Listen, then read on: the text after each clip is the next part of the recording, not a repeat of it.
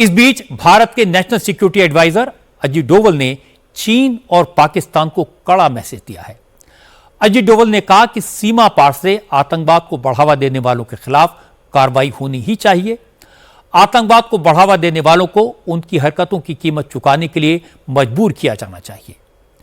Ajit Doval Shanghai सहयोग संगठन के सिक्योरिटी काउंसिल सेक्रेटरीज की मीटिंग में हिस्सा लेने के लिए इस समय बीजिंग में हैं। मीटिंग में अजीत डोवल ने कहा कि लश्कर-ए-तैयबा, जैश-ए-मोहम्मद, आईएसआईएस और अल कायदा जैसे आतंकवादी संगठनों से खतरे को लेकर भारत बहुत चिंतित है। इससे निपटने के लिए आतंकवाद को स्पॉन्सर करने वालों, मदद करने वालों, आतंकी संगठनों को पैसे देने वालों, ऐसे सारे देशों के खिलाफ सभी देशों को कड़ी कार्रवाई करनी चाहिए।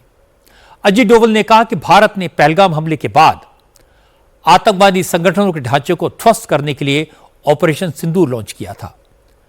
भारत का ऑपरेशन बहुत बैलेंस्ड और बहुत कंट्रोल्ड था।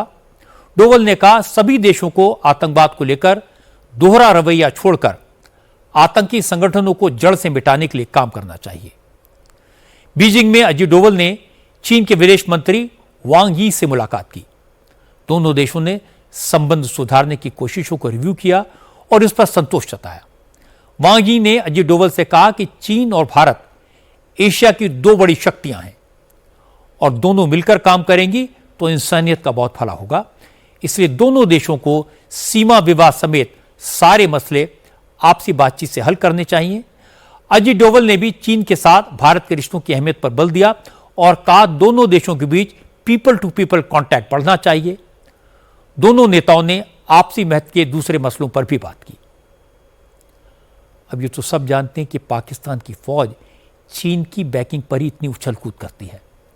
चीन का सपोर्ट ना होता तो पाकिस्तान की फौज को आतंकवादियों को सिर पर बिठाने की हिम्मत ना होती। पाकिस्तान चीन की गोद में बैठकर ही भारत को न्यूक्लियर बम की धमकी देता है। इसलिए अजीत डोवल ने अच्छा किया कि आतंकवाद के इशू पर खरी खरी बात की। चीन को यह समझना होगा कि एशिया में भारत एक बड़ी ताकत है और अगर इस रीजन में शांति रखनी है, विकास करना है, तो कम से कम आतंकवाद के इशू पर चीन को भारत के साथ खड़े होना होगा।